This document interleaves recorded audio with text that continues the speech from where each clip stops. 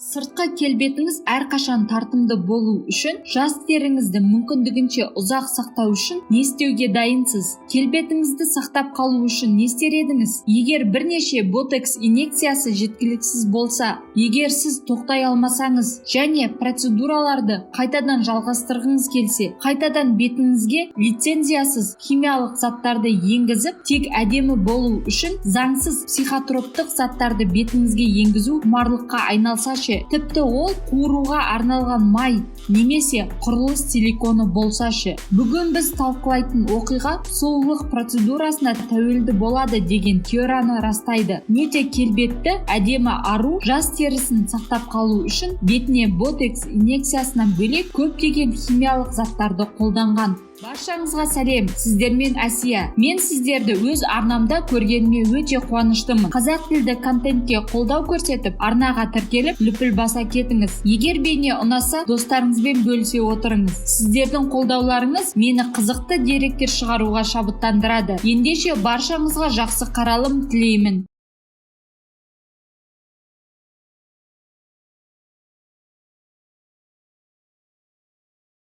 Хан Хёккён 1962 жылы оңтүстік Кореяда дүниеге келген. Қыз кішкентай кезінде анасы қайтыс болады. Тұрмыс жағдайы орташа отбасы әйелінің еміне ақша таппай, уақытысында емдете алмайды. Қарызданып жүріп өмір сүреді. Анасы дүниеден өткен соң, әкесі қызына азды көпті жағдай жасайды. Бүгінгі оқиғаның кейіпкері 18 жасқа толғанда қарыздардың көп болғаны сонша, қыз оқудың орнына жұмысқа баруға мәжбүр болады. Әкесін несиесін төлеуге көмектеседі. Әдемі, ұзын бойлы, сымбатты қыз, күлімсіреген көзқарастарымен тартымды қыз жақсы ән айтады. Оның сыртқы келбетімен бірге шоу-бизнестің көркі бола алады, керемет дауысы да бар. Шын мәнінде бұл 90-шы жылдары отбасын қаржылай қамтамасыз ету үшін сахнада жетістікке жету қыздың мақсатына айналды. Мейрамханалар мен барларда әнші болып жұмыс істеді. Хёккён өзінің өнерін жалғастыру үшін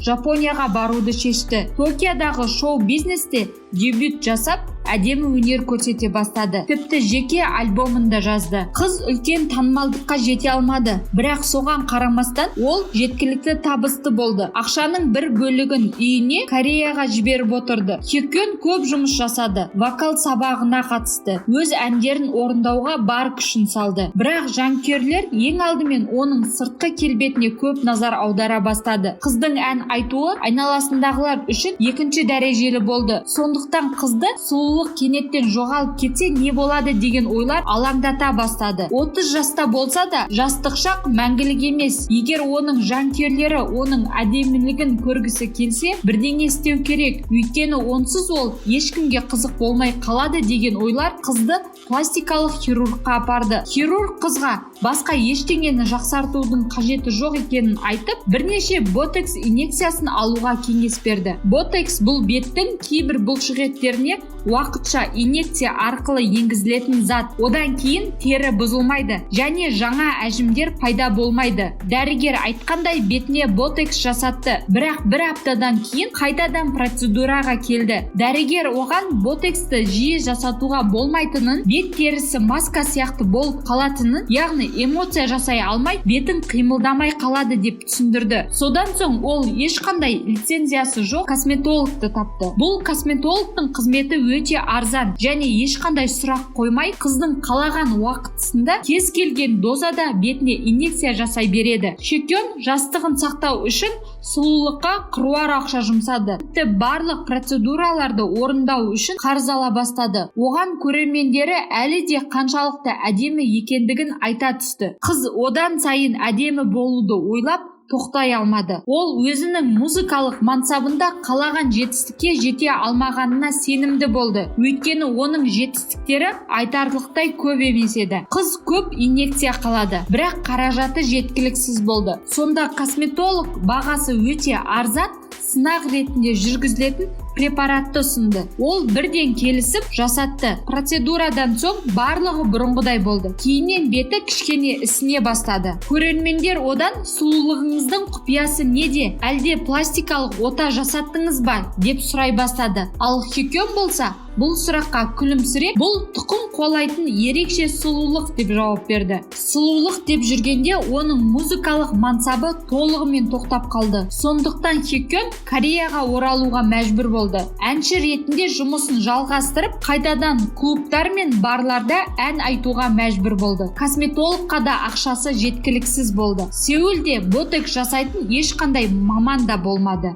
Сол кездері қыздың туыстары мен достары оны көндірумен әлек болды. Ешқандай ботекстің қажеті жоқ, онсыз да келбетті тартымдысың деп айтып жатты. Бірақ Хеккён әдемі болу тек бетіне бір нәрсе енгізу деп ойлады. Соған сенді. Дәрігер таппаған қыз өз қолымен сұлу болуға шешім қабылдады. Таңертең бетіне ылғалдандырғыш крем жағып жатқанда, оған кремді бетке жақпай, теріге енгізсе, әсері тез болады. Әрі бұл крем пайдалы деген ой келді. Содан кремді қыздырып, сұйық массаға келтіріп, бетіне инъекция арқылы кремді енгізді. Оған бұлай бетіне инъекция жасау қиынға соқпады. Кезінде косметологтардан барлығын көріп алған. Сұлулық деп шырылдаған қызға крем жеткіліксіз болды ма?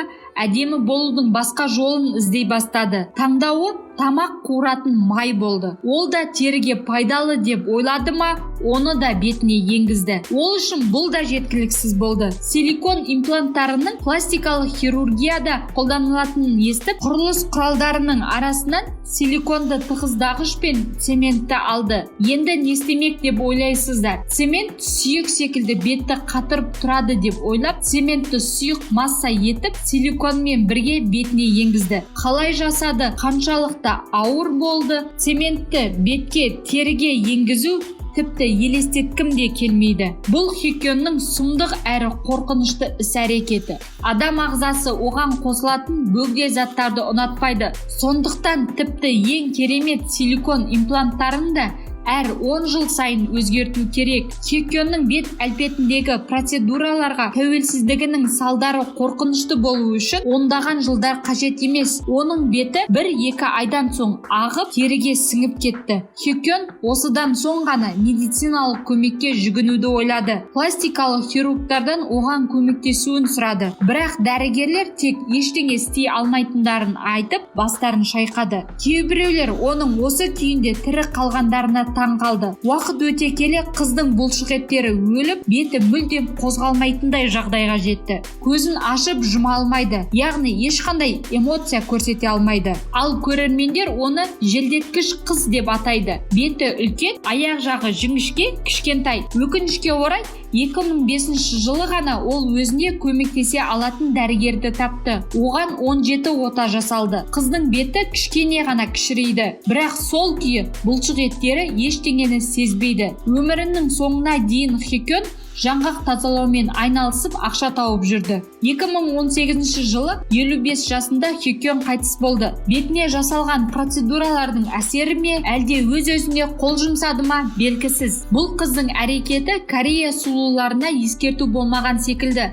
Себебі бұл елде сыртқы келбетімен ғана, сұлулығымен ғана тартымды әрі табысты боласың деген ұғым әлі де бар. Бұл оқиға қоғам үшін де өзекті емес, бірақ сіздермен бұл сұмдықты бөліскім келді. Сұлулықтың химиялық препараттардың құрбаны болған қыз туралы сіз не ойлайсыз? Астына өз пікірлеріңізді қалдырсаңыздар. Ал егер бұл бейне ұнаса, достарыңызбен бөлісе отырыңыз. Келесі қызықты шығарылымда кездескенше, сіздермен болған Әсия.